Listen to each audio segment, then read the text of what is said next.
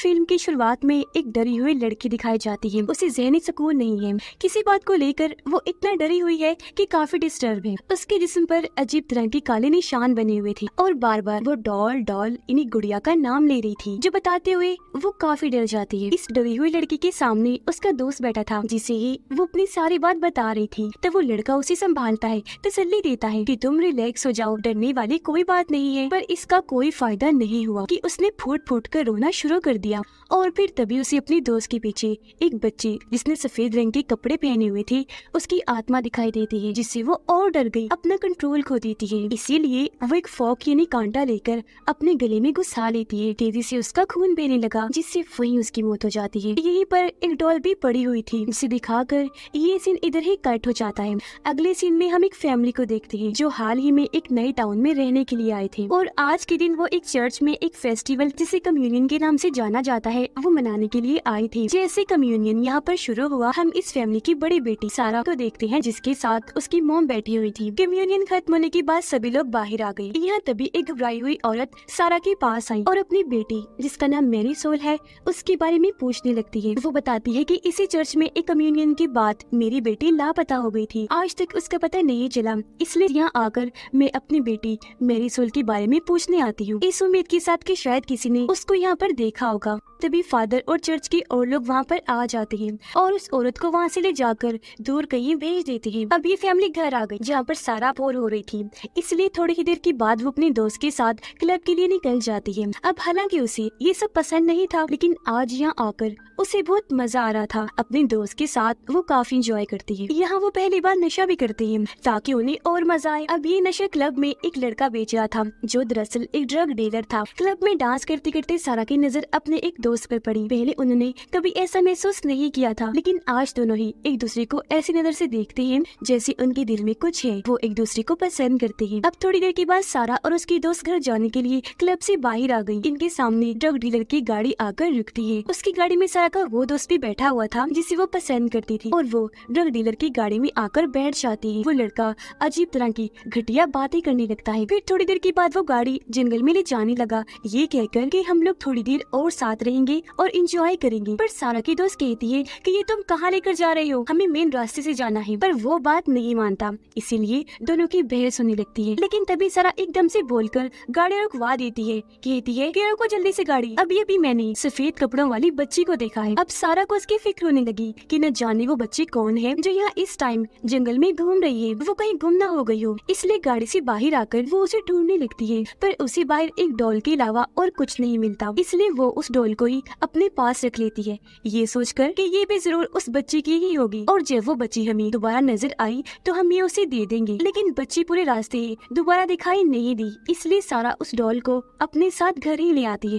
ये डॉल बिल्कुल उसी लड़की की डॉल जैसी थी जिसे हमने शुरुआत में देखा था। अगले दिन सारा जब नहा रही थी तो वो अपनी बाजू पर अजीब तरह का काला निशान देखती है, लेकिन सारा इसको नजरअंदाज करके अपने दोस्त से मिलने उसके पास चली जाती है, जहाँ उसकी दोस्त कहती है कि इस टाउन की मैंने एक कहानी सुनी है जिसमें एक कम्युनियन वाली लड़की जिसने सफेद लिबास पहना हुआ था, कहा जाता है कि उसकी आत्मा लोगों को दिखाई देती है। उसके पास एक डॉल थी जो सबके मुताबिक कर्स्ड है, जिसे बुरा माना जाता है। जिसके पास भी वो होगी उसके साथ अच्छा नहीं होगा और हो सकता है कल रात सारा तुम्हें उस बच्चे की आत्मा ही दिखाई दी हो, ये डॉल उसी की कर्स्ड डॉल हो। पर सारा को इन बातों पर यकीन नहीं आता, इसीलिए वो फादर के पास जाती है ताकि वो जान सके कि सच में डॉल कर्स्ड है या बस मन गढ़ंत कहानियां हैं। तो फादर डॉल को भी चेक करते हैं और ये भी बताते हैं कि नहीं, और ना ये डॉल कर्स्ड है बल्कि ये तो आम सी बच्चों की खेलने वाली डॉल है और कुछ नहीं। पर यहाँ हम फादर के चेहरे को देखकर अंदाजा लगा लेते हैं कि उनके अंदर कुछ और ही चल रहा है, वो कुछ छुपाने की कोशिश कर रहे हैं।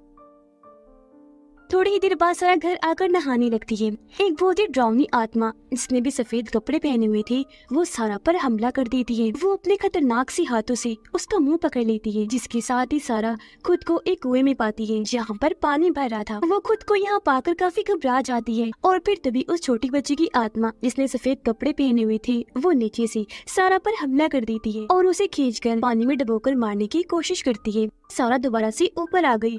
डर की वजह से वो चिल्लाने लगती है। जहाँ तभी बाथरूम में आकर उसकी मोम डैड सारा को संभालती है, जो चिल्लाने के बाद बेहोश हो गई थी। उसके मोम डैड उसे होश में लाते हैं और अब उन्हें सारा की ये हालत देखकर गुस्सा आ जाता है। वो उस पर शक करने लगे थे कि ये जरूर नशा करने लगी है, इसी वजह से बेहोश हो गई थी। वहाँ से निकल जाती है अपने दोस्त के पास आने के लिए। उसे मिलकर सारा इस सब के बारे में उसे बताती है और अपने बाजू का निशान दिखाते हुए कहती है सब कुछ उल्टा सीधा भी हो रहा है। निशान तो वक्त के साथ साथ बड़ा होता जा रहा है, जिस पर यहाँ उसकी दोस्त भी हैरानकुन जानकारी देती है कि बिल्कुल ऐसा ही निशान मेरे कंधे पर भी बना हुआ है, जो कहकर वो सारा को भी अपना कंधा दिखाती है। अब यहाँ इन दोनों को लग रहा था कि ये जरूर उस ड्रग डीलर के घटिया नशे के साइड इफेक्ट्स हैं, यानी उस ड्रग की वजह से हमारे जिस्मों पर ये निशान पड़ रहे हैं। इसीलिए दोनों ड्रग डीलर से मिलकर उसे इस सब के बारे में बताती है। तब वो कहता है कि ऐसा नहीं हो सकता, मेरे नशे में कोई खराबी नहीं, हालांकि मैं खुद भी ये नशा करता हूँ, लेकिन मुझ पर तो कोई निशान नहीं बना। पर यहाँ हमें पता चला कि ड्रग डीलर असल में झूठ बोल रहा है, क्योंकि जैसे वो दोनों वहाँ से गई, ड्रग डीलर अपने सीने को चेक करता है, जहाँ भी वो निशान बना हुआ था और तो और काफी बड़ा हो रहा था। अब सारा की दोस्त घर आ गई। उसकी डैड को शराब की बुरी लत है, वो हर वक्त नशे में रहने की वजह से अपनी बेटी के साथ बहुत बुरा सलूक करती है, यहाँ तक कि उसे मारती भी है। इसी वजह से वो अपना ज्यादा वक्त घर से बाहर ही गुजारती है। थोड़ी देर बाद वो घर से निकलकर एक बार में गई और जब वहाँ की वॉशरूम में जाती है तो उसके साथ भी सारा जैसी डरावनी चीजें होना शुरू हो जाती है, जैसे कि वो भी वहाँ उस आत्मा को देखती है जो उसे अजीब हरकतें करके डराने की कोशिश करती है।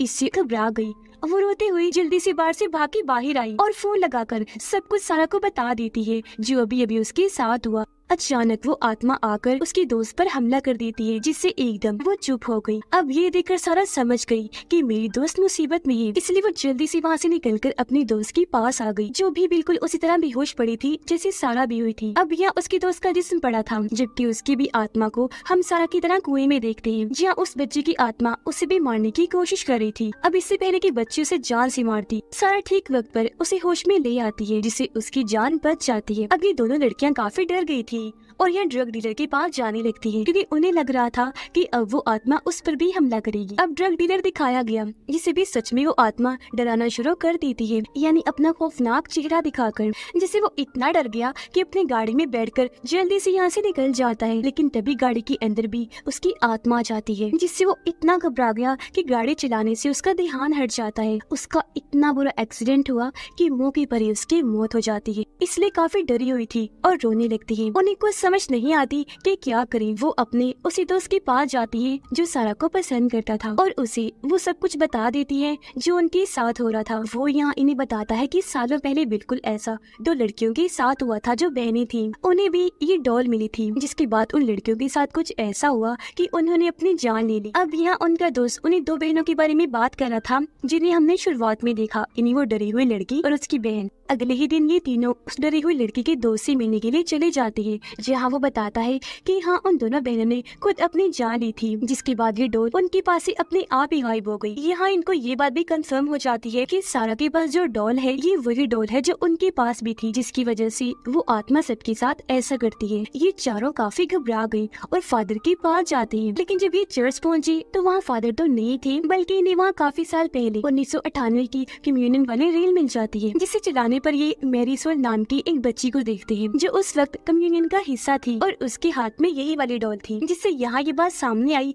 कि बच्ची की आत्मा असल में मैरी सोल की आत्मा है। अब यहाँ सारा को उस औरत के बारे में याद आया जो कम्युनियन वाले दिन चर्च के बाहर अपनी बेटी मैरी सोल को ढूंढते हुए आ गई थी, और मैरी सोल क्योंकि उस औरत की बेटी थी इसलिए ये तीनों अब उससे मिलने का फैसला करते हैं। पर यहाँ इन तीनों पर वो आत्मा दोबारा हमला कर देती है और इस बार वो डराने के लिए सारा के दोस्त को चुनती है, क्योंकि बस वही रह गया था और अब बारी उसी की थी। जिससे यहाँ हम समझ पाए कि उस रात ये चारों ही गाड़ी के अंदर थी, यानी सारा, उसके दोनों दोस्त और ड्रग डीलर और डॉल, क्योंकि चारों को ही मिली और दिखी थी इसलिए उसी वक्त ये चारों ही चुन लिए गए थे, यानी उस आत्मा की नजरों में आ गए थे। जिसके बाद आत्मा सारा और उसकी दोस्त पर हमला करके दोनों को अलग अलग कमरों में फेंक कर वहीं पर बंद कर दी थी। जहाँ सारा बंद थी उस कमरे में वो फादर की लाश को देखती है, जिनके भी हाथ पर वही निशान बना हुआ था, यानी कि उन्हें इस आत्मा ने ही मारा था। वो आत्मा अब सारा के दोस्त को मारने की कोशिश करती है। यहाँ उसे बेहोश कर दिया था और उसकी आत्मा को कुएं में ले जाकर डुबोने की कोशिश कर रही थी। पर ठीक वक्त पर यहाँ वो दोनों आकर अपने दोस्त को होश में ले आती है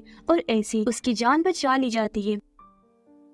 उनके इस दोस्त के ऊपर भी बिल्कुल वैसे ही निशान बन गए थे। मैं जल्द से जल्द मैरीसोल की मॉम के पास जाना है, पर तभी यहाँ सारा के दोस्त के डैड आ जाते हैं और क्योंकि वो कॉलेज नहीं जा रही थी इसीलिए वो उसे काफी डांटते हैं। वो फिर से उसे पीटने लगती है, जहाँ वो आत्मा भी दोबारा से सारा की दोस्त को डराकर उस पर हमला कर देती है।